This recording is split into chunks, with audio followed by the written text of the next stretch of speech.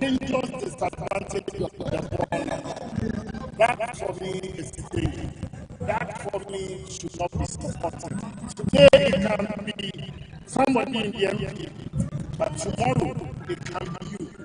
And if today they came for your uncle, because it's not you, you said, oh, they should take him away. They came for your neighbor, you said it's not you. They came for your cousin, you said it's not you. The next time they come for you, there wouldn't be anybody to speak. I do not support the culture of insult. I do not support the communication of insult. But I confront that with fact and then admonish them. I do not confront them with heavy jail sentences, with heavy fines, and outrageous bail conditions. That for me hurts the tummy and the fabric of democracy.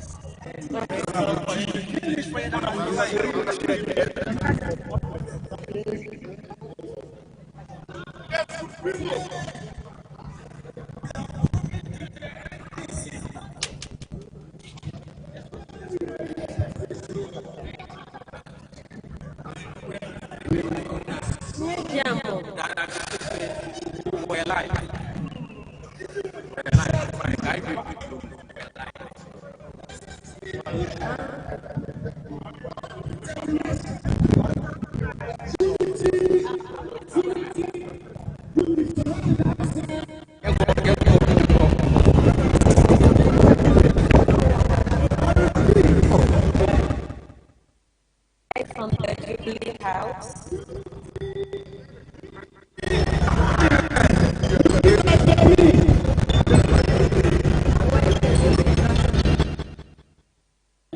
It's staging a demonstration that we are live from the Jubilee House.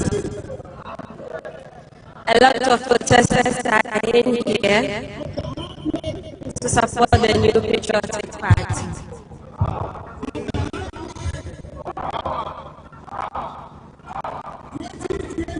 Minority Leader Alexander Kwamena Afenyomakin is addressing the people.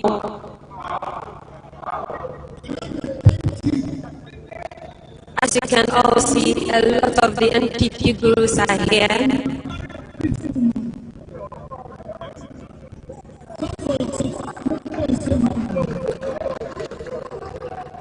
We just spoke with Abna Osayopari.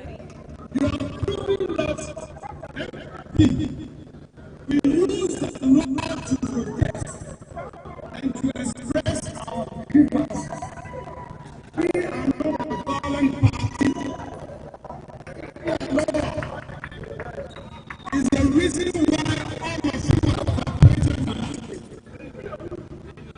Recently, I attended a funeral. I can also see Honorable Jerry Ahmed.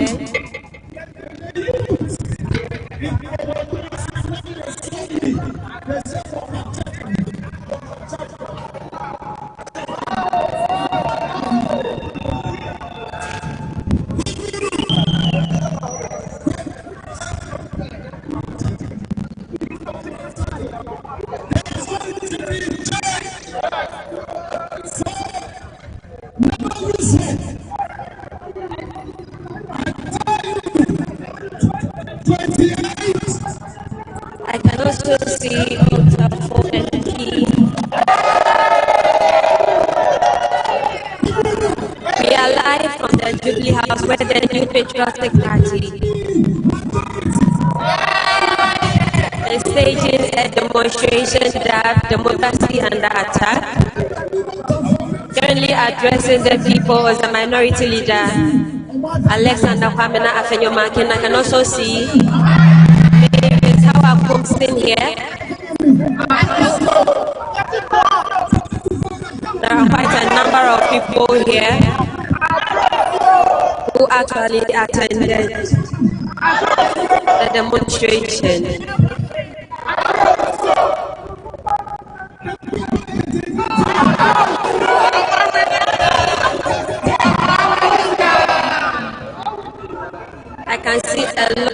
New Patriotic Party supporters here as well as members. Take goodness enjoyed by the whole family. Enjoy. Tastes great.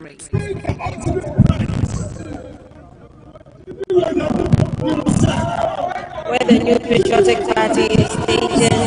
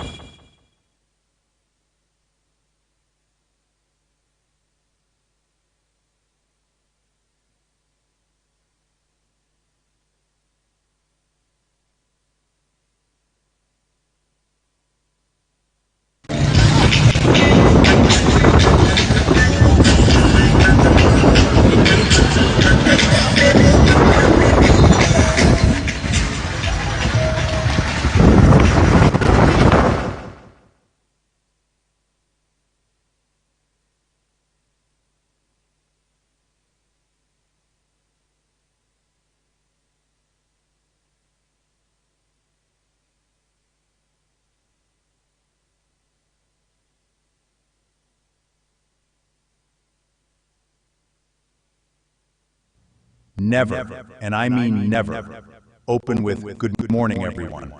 Good morning, everyone. Does that make sense? Sorry, am I going too long? I'm 47, and my boss says I have the best articulation on the team. I started training 9 minutes a day 4 months ago. Nobody knows that's my secret. If you want to just look busy, read books. If you want to actually sound smart and take the leadership, train your speaking skills. How long does it take to articulate thoughts into words more clearly with articulation training? How old are you? I'm 47. Oh, perfect. By the end of April, you won't even recognize yourself. But what if my mind literally goes blank in the middle of presentation? It's designed exactly for people like you, professionals over 40 with untrained communication skills. But isn't reading books better? After 20, reading only keeps you busy. It doesn't train real-time responses.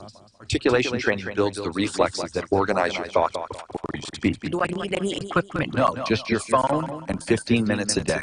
In 3 days, you'll know how to practice communication in the most effective way. On day 7, you'll sound more eloquent and confident. On day 14, you'll be the best speaker in any room. So what's the first step?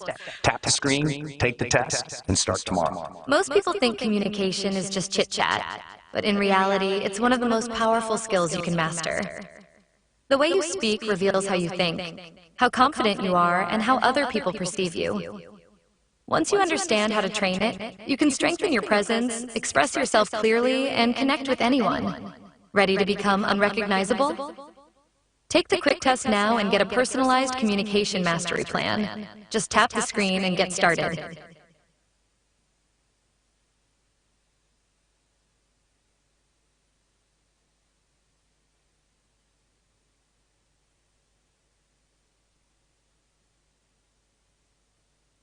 Are taking issue with the BOG's approach for some time now in relation specifically to this particular program. Ofuasi Ayebe, Member of Parliament, is a ranking member on the Economic Committee of Parliament. Honorable Kojo Ponkroma, you're welcome to Eyewitness News. Sandra, good evening to your listeners. Thanks for having me. Good to have you here. I'm looking at the headline, and it would look to me as though, well, we made a loss, but we also made a gain. So, would it be fair to give it that explanation and say nothing has been lost because something has been gained? It will be unfortunate, very unfortunate, to trivialize major matters of this nature. If anybody were to say that, remember that from April 2025, the minority led by myself started raising the red flags that the significant expansion of the domestic gold purchase program was creating an illusion in the Ghanaian economy. Let me take you back, and if your producers at some point can find back those debates. we mentioned that while the government wanted to create the impression that the Ghanaian economy had been stabilized or had been transformed, actually nothing has changed. The only thing that they were doing was that they were significantly scaling up the domestic gold purchase program and pumping the proceeds onto the market to create an illusion that the economy had been transformed, and as a result of the transformation, the currency was now stable. Now, we said that out of goodwill and out of patriotism, because as history will recall it, we were the midwives of the domestic gold purchase program. Dr. Mahmoud Baumia, as at August, September 2024, is the one who led it. And quite recently, when the central bank governor came to Parliament, he confirmed it. And by being the ones who conceptualized and birthed it, we know the downsides of the program. And we know that a significant expansion of the program has the potential to really hurt our economy in terms of a depletion of, reserves, depending on which way you go about it. Additionally, because of the question about the source of the gold, if you are buying a lot of Dory gold, you are invariably going to be promoting a lot of galamsey, which would affect your water bodies. It will also come to hurt your central bank balance sheet in the end. There will be a loss of focus on the actual transformation of the economy, and it will also eventually have an impact on focusing on the sectors that create jobs and sustainable growth. So we said all of this. As you will recall, the government denied this ad infinitum. By the end of the year, we then found out that about $10 billion of intervention, and they are still denying its intervention. They have a new sexy name for it. They call it intermediation. Had taken place between January and June this year. A lot more intervention has taken place, and all the consequences we warned about, unfortunately, are coming out. Now, here's the important part. In about October last year, we requested Parliament to investigate what was going on, because we know the challenges that the significant expansion, and it's so sad that the IMF now uses the same expression, significant expansion. We know the challenges that this portends for the Ghanaian economy, and so we wanted Parliament to do an inquiry. I filed a motion, asked for an inquiry, so that we could all help in outlining the ways to do this without incurring all of these losses to water bodies, losses to the Bank of Ghana, taxes that will come at the end of the day to pay back for all of these losses. Unfortunately, you will recall again, and your viewers and listeners will recall, the majority side throughout this application. At the time, the loss was only $214 million. Now, at the end of the year, when the Bank of Ghana gave its report out, which report has still, and I insist, it has still not been brought to Parliament, the Bank of Ghana reported that they had made a loss of $960 million.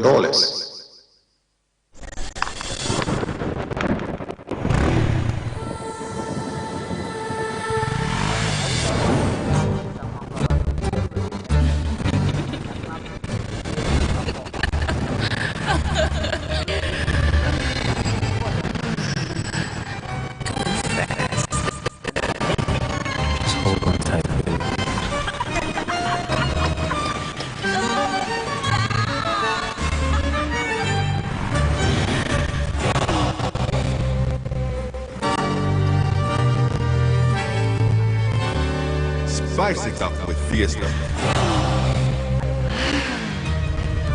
One more right? More fun, more protection, more style. Now, we are finding out that from the IMF's disclosures that were made by the central government, we are finding out that it's about $1.7 billion loss. It will be important to have an opportunity to reconcile what the Bank of Ghana claims is the loss, 960, which has still not been brought to Parliament, and this 1.7 that the sixth review of the IMF is talking about. But that's just one question. The other question that we'll need to get into eventually is, the 1.7 is only the loss. What was the gross monetary financing that the Bank of Ghana availed to the gold board to be used for this? because that's monetary financing. That's printing of money to finance government activities. What was the gross amount? Again, in the IMF document, you will find that they have hinted that there was monetary financing. The full figure has not been provided. So what was the total amount? That is something that we will need to get into at the end of the day. Is there any relationship between that and the high levels of sterilization that they are having to do, the 93 billion cedi sterilization they are having to do to mop up the excess liquidity that they would have injected through this, program? So tonight I'm very sad. Let me be very honest with you. I am very sad tonight that all of these things that we forewarned are happening, and there's still an attempt to cover up and not let the facts be known. I think in the coming days, the minority and the NPP, as we dig through the numbers some more, will update the nation on what we are finding. But it breaks my heart that the government just refused to listen, just made this thing partisan, and now the losses that have been incurred, they are only deferred taxes. Those losses are deferred taxes. You and I will have to pay for it at the end of the day. That is what saddens my heart this evening. It's interesting you use the word cover-up or the phrase cover-up because so the 900 that was earlier disclosed, the 900 million plus that was earlier disclosed versus what the IMF is now revealing. Is it the case that the government gave a fresh set of figures to the IMF and gave a different set of figures to the general public or the Ghanaian citizens through the parliamentarians? Is that the understanding we should be getting? We keep running numbers. We keep looking at the summary of economic and financial data, and we think that the government is understating it. This is why we asked for the inquiry in the beginning, which inquiry they threw out. Now, at the end of the year, the Bank of Ghana says that they incurred 9.6 billion cedis. Even if you use the 10 rate at the time, that was about $960 million lost. However, they have disclosed to the IMF that they made $1.7 billion loss. You know, the IMF doesn't generate its own figures. They rely on what they call the authorities' figures, the presumption of regularity. So why does the Bank of Ghana report say $960 million? And the IMF report is now saying 1.7 billion. There's only one way you can find out.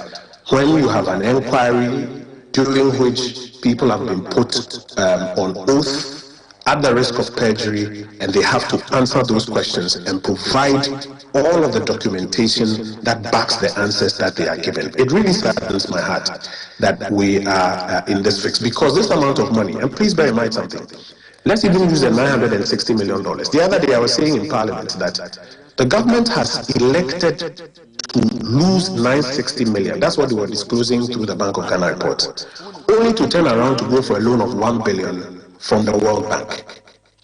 What sort of economics will say, I choose to throw away $960 million, and then in return, I'll go for a loan of $1 billion? Now the IMF is telling you that that figure is not $960 million, it is $1.7 billion. So to now refresh my question, what sort of economics makes you want to throw away $1.7 billion and turn around to go to the World Bank for a loan of about $1 billion? Okay. I have one more question for you. Honorable, can you hear me? I can hear you. Yeah, I have one more question for you, but if you could just indulge me, I want to hear from your colleague on the other line and return to you and possibly respond. Honorable Atta Issa is a member of Parliament for Sanarigu. He's a member of the Finance Committee, a member of the NDC. Honorable Issa, you're welcome to Eyewitness News. The story we are looking at tonight is the IMF revelation that we made 1.7 billion dollar loss under the Good Purchase Program, something that you have celebrated over the years.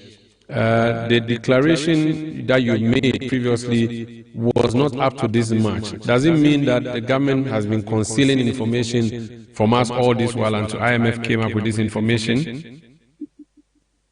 Kiran, the market is changing fast. AI, automation, new tools. I'm learning. How old are you now? 38. The younger guys adapt faster. It's just biology. 38 is not old, sir. Meets expectations. What's going on? Last day, the restructuring. Kevin, you've been here 11 years. 11 years didn't matter. You know what mattered? That kid Pranav does everything twice as fast. You should figure out what he's doing, Dan, before they come for yours. Dad, you're leaving already? Early meeting, buddy. You said have breakfast together. Tomorrow, I promise. You said that yesterday. Let's talk about this week's deliverables. Pranav, client report, submitted this morning. Clean, complete, exactly what we needed. Kiran, where's yours? I'm still working on it. The deadline was 9 o'clock. I just need a few more hours. A few more hours. Everyone delivered. On time. Some early. 8 years, Kiran. I'm still waiting on your work like you started last week. This is not acceptable. My office. Now. I'm not firing you today. But I want to be very clear. What happened out there, that's the last time. You have a month. I understand. Do you? Because I've been watching you for months. The meeting ran over. I tried. He scored today. First goal of the season. He looked for you. 3 times I counted. Sarah. I don't want to fight, Kirvan. I'm just tired. There's food in the fridge. All right, done. See you tomorrow. What? Hey, wait! You finished? The full report? Yeah. We got the same brief this morning. The same one. That's impossible. How? Kiran, I know how to actually use AI. What takes you 5 hours, I do in 30 minutes. I use AI too. I have ChatGPT Plus, and I'm still not anywhere close. But I'm talking about using AI for real. The right tool for each task, not just ChatGPT for everything. I have a month to prove myself. After Friday, I can't afford another week like this. I missed my son's first goal Saturday. I was in the office. Come find me tomorrow morning. I'll show you everything. And Kiran, go home tonight. Right now. Kiran, listen. You need to learn how to actually use AI, not just type into ChatGPT and hope for the best. The people who master AI won't lose their jobs. Courses, AI certificate program, 28 days, 15 minutes a day. 8 months ago, I was exactly where you are. Boss on everything in my chase, missing things at home. Must be expensive. Less than you think. $20 only. Send me the link. 3 reports, all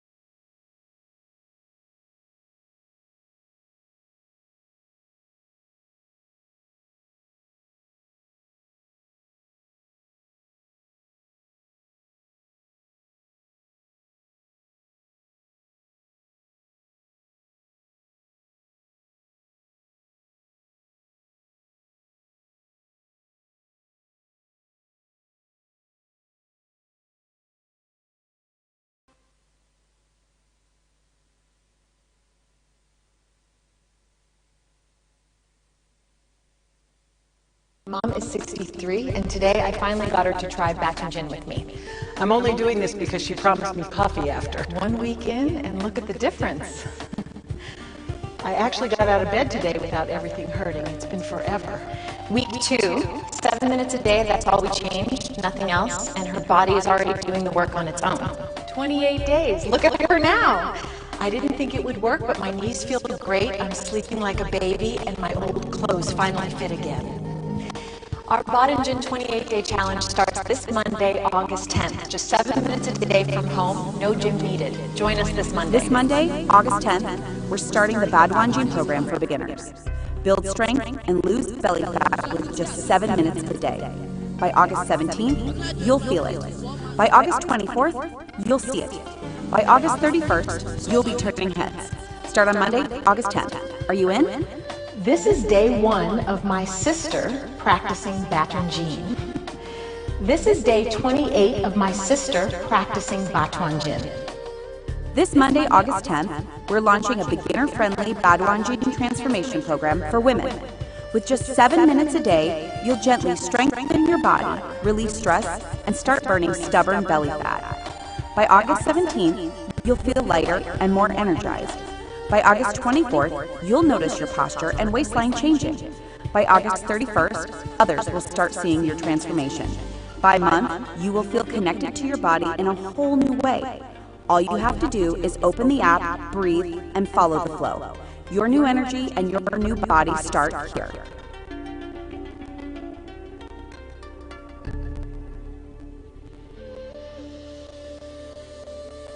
If I start tomorrow, what can I expect? I'm 56. Yeah, the perfect age. Start on Monday, and in a month, you'll look like a different woman. Wait, but I haven't exercised in years. That's okay. Badwanjan is specifically built for beginners 50 plus, especially those who've been out of fitness for years. Wouldn't the gym be better? No. After 40, gym exhausts you. Badwanjan strengthens, restores, and reshapes you faster than anything you ever did in your 20s. Do I need equipment? Nope. Just your body in 8 minutes. Start tomorrow and watch your body get younger week by week. So, what do I do first? Tap the screen, grab the app, and begin tomorrow.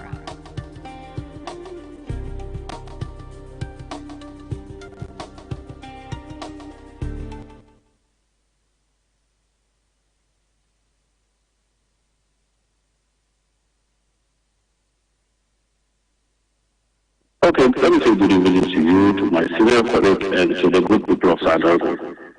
I think, first of all, as a government, I think we're acknowledging the concern raised by the IMF regarding the loss incurred under the Group Pages program.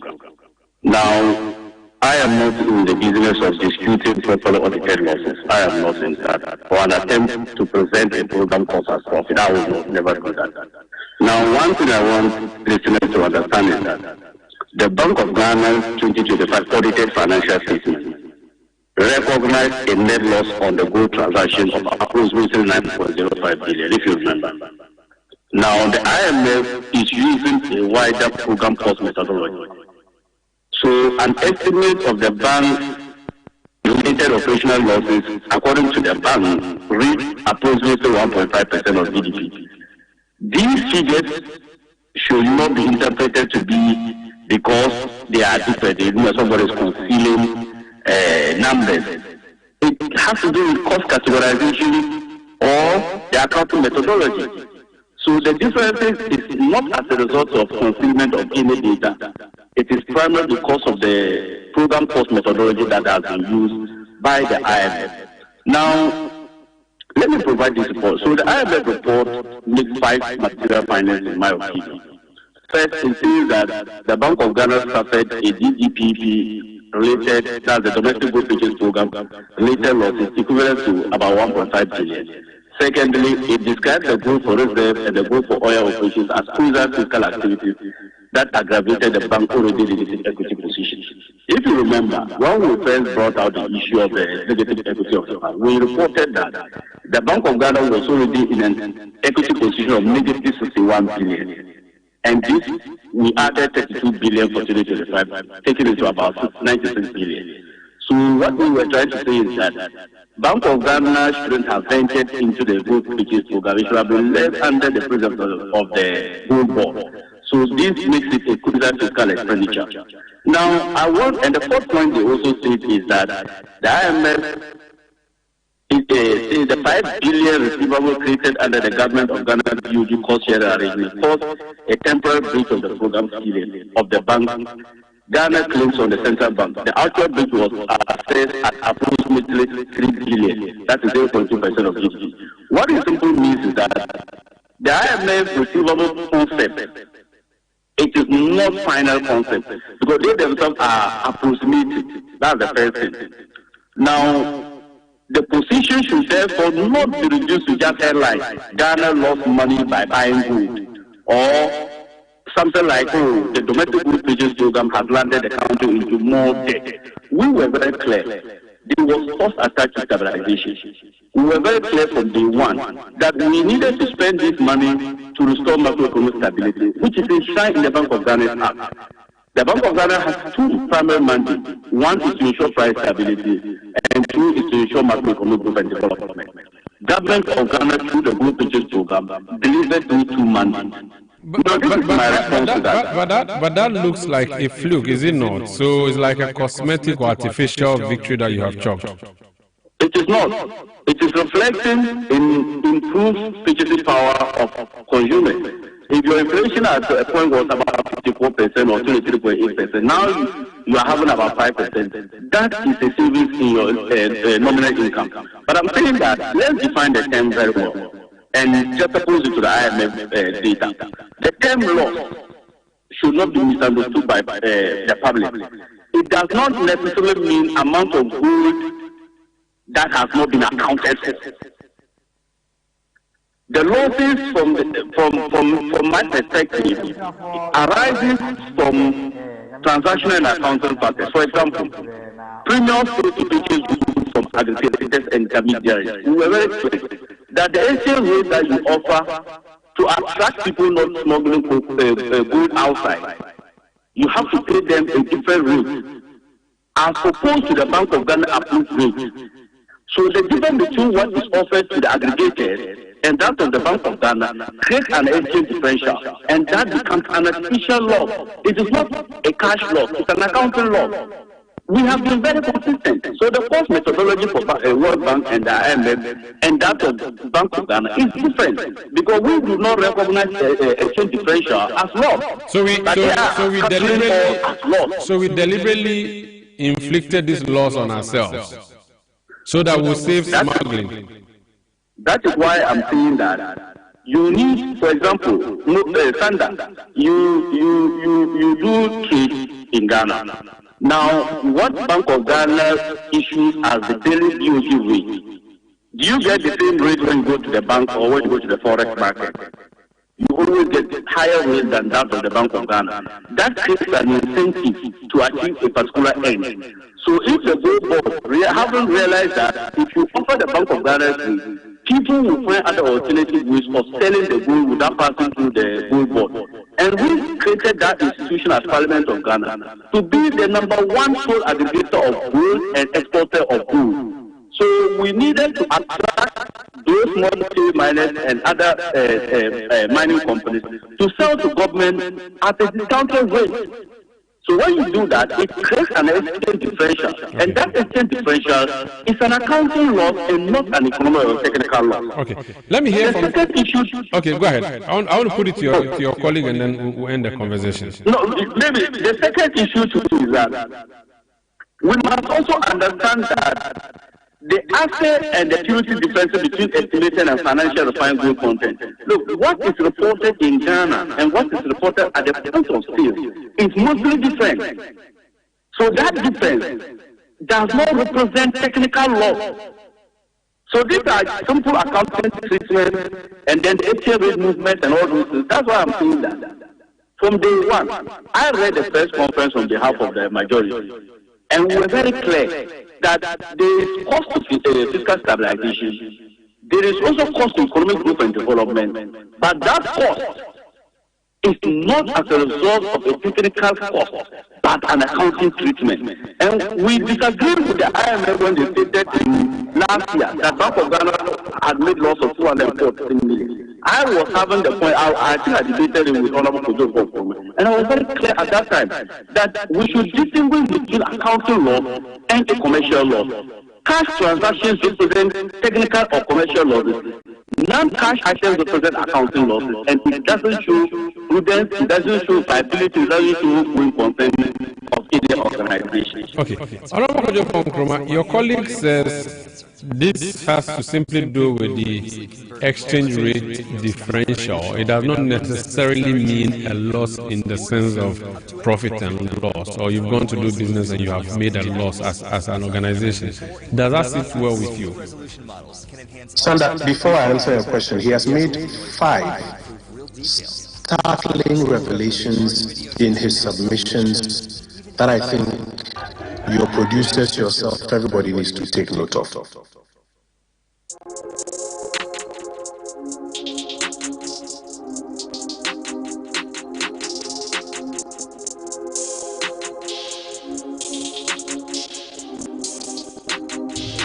let's just start with what we are seeing.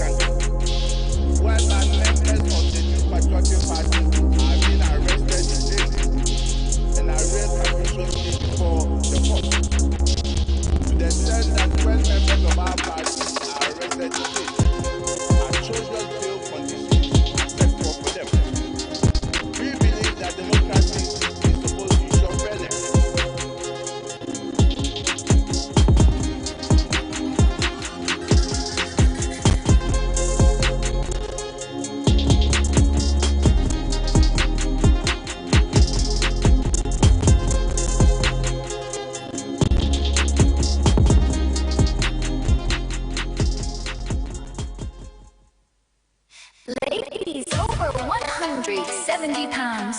Start your 7-minute Tai Chi dance workout for your hormonal weight. In 1 week, your joints will thank you. In 2 weeks, your friends will beg for your secret. This is what gentle weight loss looks like from your living room. Try Tai Chi dance for women over 55. Dance movements, 2 minutes each week. By week, the scale shifts. Calculate how long it takes to reach your goal weight with Tai Chi.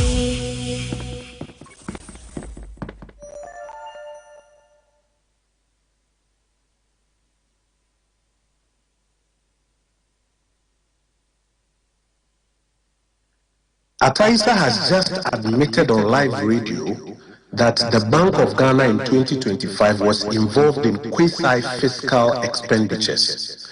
That means that they were printing money to support the government to do some activity that government should have been using the fiscal program to do. The question that needs to be answered is how much money... Okay, I hear that he wants to react to that. I want to be sure whether you have put... I never said. Admissions he has Okay. Yes. He has just admitted that they participated in quasi-fiscal activities. And I'm saying that it is a matter of record now. It will need to be established. Number two, he has just also admitted, and I've been recording this interview as we're having it, that they, that's the NDC, these are his words, added 32 billion to the loss of the Bank of Ghana. By the way, we say it's 34. He says it's 32. You remember that they kept literally telling the people of Ghana on truth that it was only 15 billion, and we kept saying that it was 34. This evening, he has shot himself in the foot by admitting that they, his words, they, the NDC, added 32 billion to the losses of the Bank of Ghana. Number three, he has just also admitted to you that he read the press conference on behalf of the majority. The fact is now being established that the Bank of Ghana accounts for 2025 have still not been presented to Parliament. It was Ataisa, some NDC members of Parliament, some NDC communicators who came to Parliament to announce it. Parliament has still not been seized with it. Number four, tonight he says that the NDC disagrees with the IMF. Since when did they start disagreeing with the IMF? They have been going around claiming that the IMF has validated their work that they have done. Now when the same IMF says that you have been involved in quasi-fiscal expenses and you have lost 1.7 billion, they say they disagree. And now I come to your question. He says that it is only a matter of different exchange rates. In fact, that in itself is an admission that this government has been misleading the IMF. And let me explain to you why. There's something called multiple currency practices, which is not allowed under an IMF program.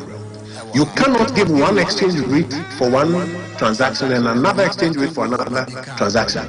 So especially when you are in an IMF program, multiple currency practices is not allowed. I have had occasion to question government officials on oath in Parliament who have denied that they were using multiple currency practices. Tonight on your radio at 5:22, he has admitted that they were using what he calls different exchange rates. That is multiple currency practices. 5 admissions which are colossal, just in your interview. But I'll end with the answer. Yes. If he claims that it is methodology or exchange rate differential, with the greatest of respect, and Atta is my friend, I like him very much. But for a government that has told so many untruths on this matter, their words don't mean much. The persons responsible for this will have to appear properly on oath at the instance of documents subpoenaed so that we can get to the bottom of this. Covering it up and letting somebody come and do a press conference or to put out a narrative that is only methodology, is only different exchange rate, with the greatest of respect. It's not how you run monetary policy. That's not what you do. Very well. I have one last question for you, and that's from the last but one paragraph in our story. I'm going to read it verbatim. It says, the IMF added that the DGPP had been, quote-unquote, operationally central to the 8-fold increase in Ghana's gross international reserves since the start of the Extended Credit Facility Supported Program, with reserves reaching $11.9 billion by the end of 2025, equivalent to about 4 months of import cover and significantly exceeding program targets. That's the end of the story. Now, what this gives me, the impression this gives me is that things are looking good. And if there were possible signs of trouble, IMF would have started issuing warnings through their publication. They have not given any warning that we are running into a ditch. What they have said here looks like a positive one for me. So once again, back to my first question. Why should I find these laws offensive reading this statement from the IMF? There are two answers I'll give you. Number one, what you just read simply means that the government abandoned all other avenues for building reserves and focused on the DGPP. The question is, what are the other avenues for building reserves that have been abandoned? And will those other avenues have incurred all of these costs and opportunity costs that I've spoken to you about? That is the question. Okay. That's the first answer. The second answer to your question is that, yes, reserves have been built through the DGPP, but at what cost, and who will now come and pay for it? As I've mentioned to you, in April 2025, when I started raising these alarms that a significant expansion of the DGPP, like how this government wants to do it, will portend problems. We listed about 5 problems. We said it was going to come at an opportunity cost to our reserve accumulation program. It was going to affect the environment because if they are using Dory gold, it's going to lead to purchase of Galamsey gold and your water bodies will suffer. Look at how all the promises were made about dealing with Galamsey, and now literally the turbidity levels tell you it's worse. We also said it's going to lead to significant losses at the central bank. Tonight they admit that they have added 32 billion Ghana cedis loss to the losses of the central bank. It is happening. They lost 34 and paid back only 5. Even that one they paid by borrowing money. And they are going to push the rest on you and I as a tax to pay at the end of the day. Okay. We also said that it was going to come at a loss of other economic transformation programs. Now literally all of those programs have been abandoned, and all that this government is doing is buying gold and selling it and pumping the dollars onto the market. We also warned you that it was going to lead to higher unemployment because the alternative economic programs that we should be embarking upon that create jobs, they will abandon it. And now the National Development Planning Commission is confirming that 2025 you are seeing jobless growth. It breaks my heart that this government is more interested in winning what appears to be a political debate and the optics than even just listening to us. Even if we make mistakes, I beg you, listen to us and let us save Ghana the cost of these optics that you are doing. Thank you so much for speaking to us. Honorable Kojo Nkrumah is a former Minister of State. He is MPP Member of Parliament, I beg your pardon, for the Ofuasi constituency in the Eastern Region. He's a ranking member on the Economic Committee. Ataisa is still with me. I want you to respond to what he has said. The 5 confessions you made tonight, that's 1. 2, he said that what is happening is a carry forward of taxes on the ordinary Ghanaian.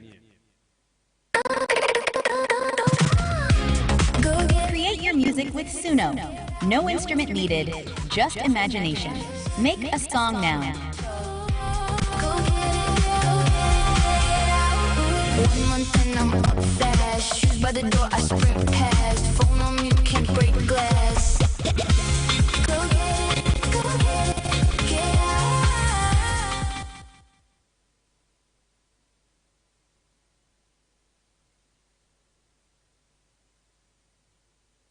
All right. So let me begin by saying that I have maintained and always, anytime I appear on a program with Honorable Kojo Nkrumah, I try to make the same correction, but it's all repeated. Number 1, I never admitted that the Bank of Ghana engaged in expenditure, fiscal expenditure. He doesn't understand or sorry for that, but I don't think he appreciates a quasi-fiscal function. When somebody says an organization engages in a quasi-fiscal expenditure, it simply means that it is not within its trading mandate or its core mandate. So, for example, when the Gold Board was created, The government allocated $279 million for the gold purchase program in 2025. When we started gold purchases domestically, we realized that the Bank of Ghana needed to intervene. In fact, intermediation, it is a quasi-fiscal function because it is not part of its original mandate.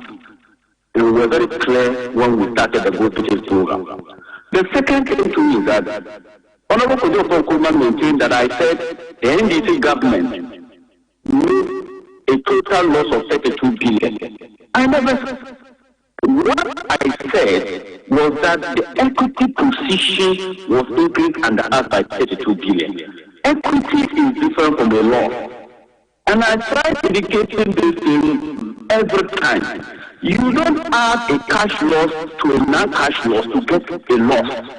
What you do when you declare an operating loss for a year or an operating profit of the year, you have to now account for exchange differential as enshrined in the Bank of Ghana's law. You need to also account for special domains rights, which are not cash. Then you add it to your operating profit for the year, and that gives you your shareholding fund, which in this case is Bank of Ghana. It is called the equity position. So if I say the Bank of Ghana has added 32 billion equity, negative equity, it doesn't mean the Bank of Ghana made a loss of 32 billion. I think that indication needs to be made. Now, the third issue that I said also was that the difference between what was reported in the Bank of Ghana 2025 audited statement of 9 billion Ghana cedis and what is being reported by the government of the IMF is because of the cost methodology. And I tell you the differences that can arise as a result of the cost element. When you are looking at it from the exchange differential perspective, you will naturally see that the Bank of Ghana will rely on the forex market that was used to offer to the affiliates and to offer to the aggregators. But when you look at the Bank of the IMF reporting, they will indicate what they actually saw on the website or the official documentation of the Bank of Ghana. That creates an exchange differential, and that can only account for a cost difference. Now, I am happy particularly, though government, Ministry of Finance have all agreed that the 2025 was a year we were now starting the gold purchase program. This year, we have taken several corrective measures to deal with the fiscal exposures to Bank of Ghana, and he said that the taxpayers will be asked to pay. Look, in 2026, the Ministry of Finance allocated 5 billion Ghana cedis for Bank of Ghana recapitalization. Yet, we did not increase one tax. In fact, we rather saw some level of cushioning to the Ghanaian public. We didn't introduce any tax, despite approving 5 billion Ghana cedis for recapitalization at the Bank of Ghana. So it is not the case that the government of Ghana would pay a pass-on cost through taxes for people to recapitalize the Bank of Ghana. The corrective measures, I'll do it in a minute. One, government of Ghana has taken transfer of commercial gold operation to gold board fully since April 2026 this year. Purchases of artisanal and small-scale Dory gold have been conducted by gold board rather than the Bank of Ghana. That's the corrective measure. And if you remember, when I did the press conference, I said that next year, which is 2023, you will not see a lot of exposures on the books of Bank of Ghana because several steps have been taken. In July 2023, the Bank of Ghana, the Ministry of Finance and Gold Board signed a memorandum of understanding formally transferring the gold purchase program activities to gold board and ending related quasi-fiscal expenditure of the central bank. This was completed as a prior action for the IMF review that they just approved recently. The government now bears fiscal cost transparency. Now, under the new agreement, the Ministry of Finance is to cover 100% of the approved program from July 1st, 2026, rather than allowing those expenses to accumulate on the books of balance, on the balance sheet of Bank of Ghana. And this is what we intend to do. This is to make sure that, first of all, there is appropriate parliamentary approvals and appropriations, there is regular fiscal reporting, public financial management controls, and audit scrutiny to ensure that no amount of gold is taken directly from the Bank of Ghana. Right. The government has also negotiated a lot of reduction in fees and premiums and discounts payable to aggregators and exporters. Through the intermediate premium, the gold board fees have been reduced. Asset security losses has also been reduced. Foreign off-taker discounts have also been reduced. And unnecessary overseas refining and logistics expenses have also been reduced. Right. So if you look at this and you juxtapose it to what the IMF has said, the IMF is only cautioning what we already know. The difference between our reported financial statement law and that of the IMF has to do with the cost methodology. We have broadened the first element under the IMF program, and we have used our narrow cost element as enshrined in the Bank of Ghana's law. Thank you so much for speaking to us. That's Honorable Atta Ita. He's member of the Finance Committee and NDC MP for Sanago. Earlier you had Honorable Kojo Opronkuma. This is Eyewitness News on 97.3 Citia. Ready to make your business official? Arrow AI Builder can help sort all of that out for you. No coding required, no design skills, just a simple conversation. Head to arrow.ai and start by describing your business. Click Generate. Then it serves up a homepage, a logo, brand colors, brand fonts, the whole shebang. Now you've got a professional website. Not bad for something that started with just a simple conversation.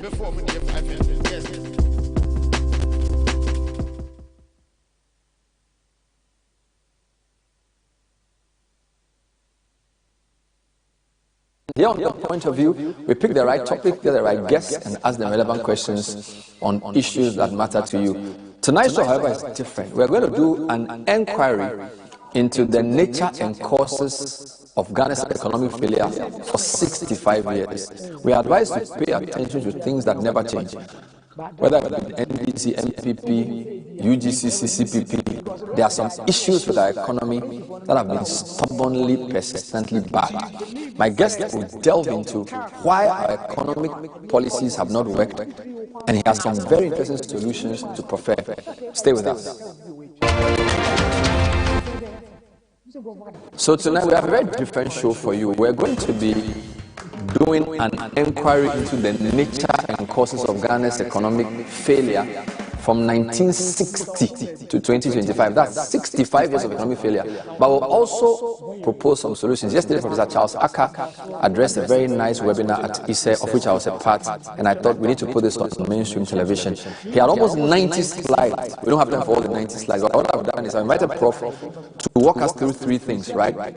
Where has Ghana been relative to its peers since 1960? What are the real causes of our economic failure over that period? And what are some key solutions he proposes to move Ghana into a structurally transformed and prosperous society? Professor Charles Aka, welcome to the show. Thank you. So you work with ISE. Yes. I said, what are you at ISE? Professor of Development Economics. Okay. But until 31st July, I've since taken a voluntary retirement. I see. So you can, Professor, so you can free your mind. That's why you are here. Okay. Wonderful. So you did this inquiry into why 1960 to 2025? Well, I wanted to go as far back as I can have data.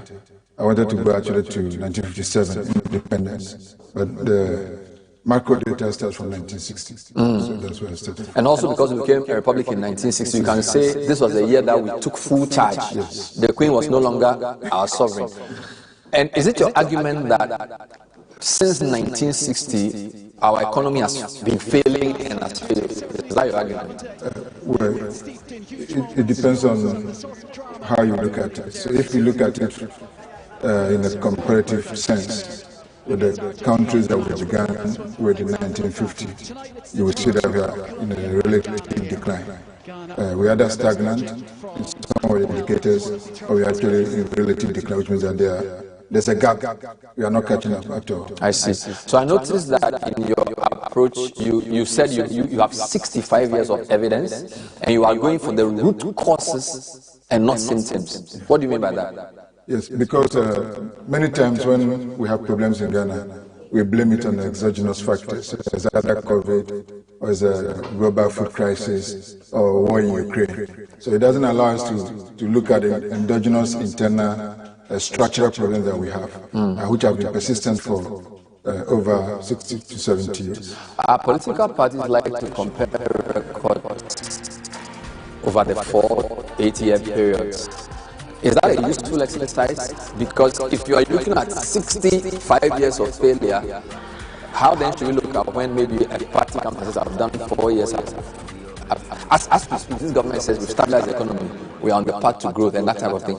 For an economist like you don't take that at face value? No, because it's short term. Now, economists, you have to pursue particular policies consistently for a long time before you begin to see the results. So in 4 8 years, you are not able to really see the results, but also because we are looking at comparing ourselves NDC versus NPP. You normally do the things that are not long-term in nature. So these are short-term issues, and they don't fix structural issues. They're usually dealing with the symptoms. So you came up with what you call 7 real deficits, and then you deal with 5 stylized facts. But you group those 7 real deficits under 4 main rubrics. Can you just explain what you mean? You are talking about what do you mean by that?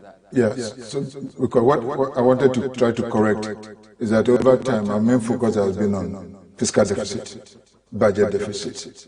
So whenever our ministers of finance are coming, they are looking at how to balance their budget, how to reduce the deficit, and now we are talking about surplus, which means the government is not spending much, or it's actually being prudent. So government books are looking good? Are looking good, but as far as I'm concerned, that's not the real deficit. The real deficit are the ones that really affect the structure of the economy and affects living standards of people.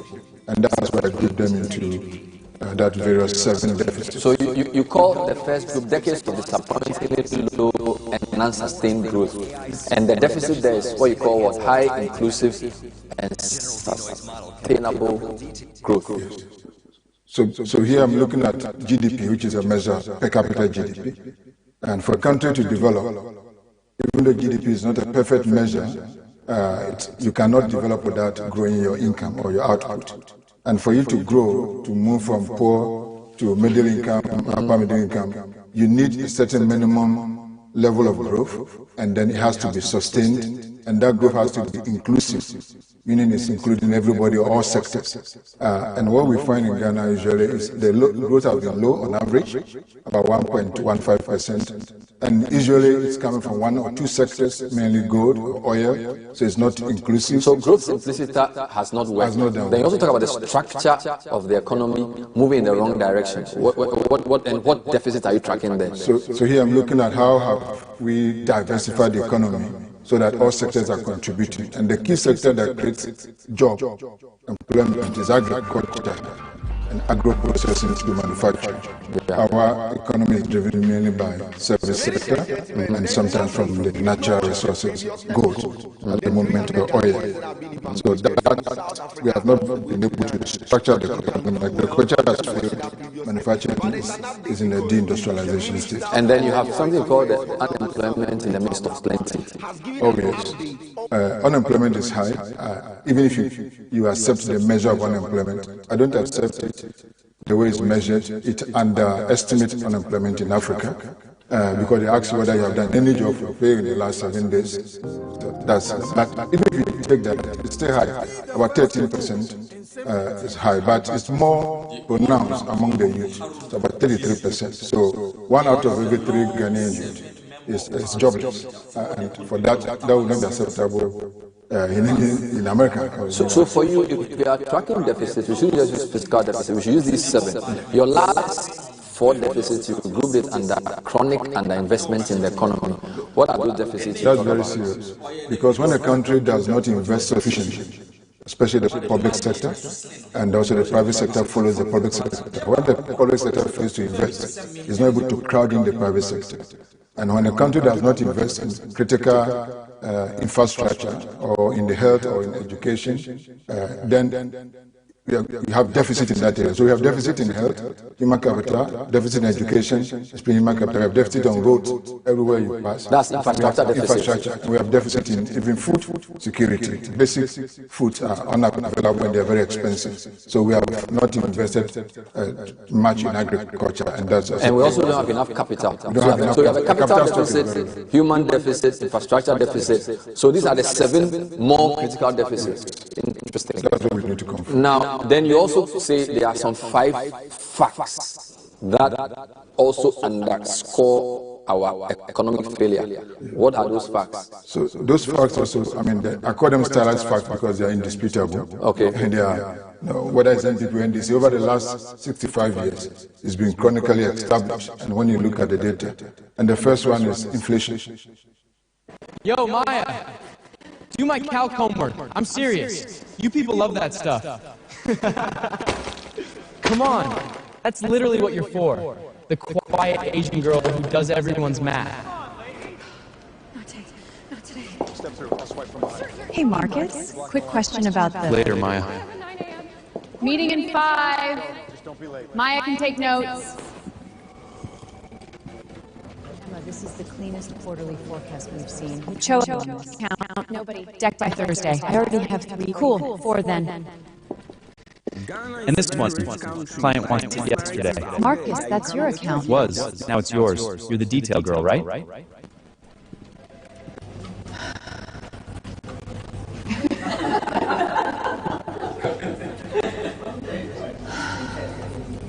Sit down, Maya. Yes, sir. I'll be direct. Team feedback isn't great. You do the work, but you don't own the room. You don't close, you don't bring in accounts, and with the AI shift, Jessica's team is delivering twice the output in half the time. You're not. I've been carrying 3 of their... I know what you've been carrying, that's not the point. The point is what you're bringing in. Right now, nothing. How long do I have? 28 days. If you can't show me a client win, a real one, not internal work, I move you to support. It's not personal, it's the business. Coursive, AI certificate program. I did it 2 years ago. 5 months later, I made director. Not because I worked harder, because I stopped waiting to be shown. How do I start? Tonight, 15 minutes. Coursive. You think Wallace gave her the talk? Oh, yeah. Good. Pile on the Henderson deck, too. She'll drown by Wednesday. 20 years of yes. She doesn't know how to say no.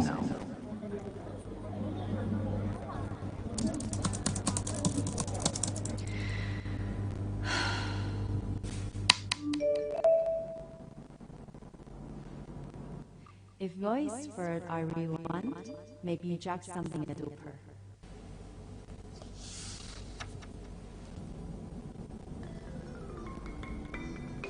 All right. Wins this week? Cho account, on track. Slight line slip, but... Maya? Sign Meridian. 2-year retainer. Meridian? Meridian doesn't work with firms our size? They asked for me, by name. How? I built an AI-driven diagnostic, sent it cold. 10 firms, 3 responded in 48 hours, closed 1, 2 more in pipeline. Okay, so we are among one of the economies with high inflation over 65 years, despite all that the central bank has been doing. So we are a high inflation economy. We are a high inflation economy, and that's this fact. And it's stubborn. It's not. It's a stubborn problem. Yeah. Then, in terms of our trade, we are not trading prosperously, so we are still exporting the same primary commodity. There's gold, timber, bauxite, manganese, now oil, now gold. Okay, so that you don't give because these are volatile. The prices change all the time, and depending on what is happening in the world market, they don't gain much. And then we have the issue of commodity dependent, which I've talked about. Then agriculture, it's clear that agriculture is underperforming, and the manufacturing cannot perform except agri takes off. So because agriculture provides income, which will create demand for manufacturing goods. Agriculture also provides raw materials for manufacture. So when agriculture fails, manufacturing firms have to import their raw materials, and they're more expensive. And we are in a exchange rate constrained economy, so it makes manufacturing non-competitive. So manufacturing and agriculture actually there is a husband and wife, they're bedfellows. Once agri fails, manufacturing cannot take off. So the two of them are in backward state. Actually, most factories are underperforming or utilize their capacity, or they're folded up. And then the last one has to do the. So these are hard facts about Ghana for the past 65 years. High levels of inflation. Our trade is not good. We don't add value to our trade. Commodity. So, for example, if we speak gold, we are exporting raw gold, even though they try to refine. Most of what we export is and then you have agric, and then the issue of deindustrialization. Okay, for all these things you said, you showed some graphs which I want you to comment on. So, what are you checking here, and where is Ghana? How is Ghana performing here? Yeah, so here I'm trying to, compare almost all countries. I just couldn't have enough space. And I took the average per capita GDP over the last 65 years. And you average it per annum. So this is a very good indicator for performance. So when you see that over the last 65 years, Ghana has managed just about 1.15% per annum growth per capita. So GDP is not doing well. Okay, for you to grow at that level,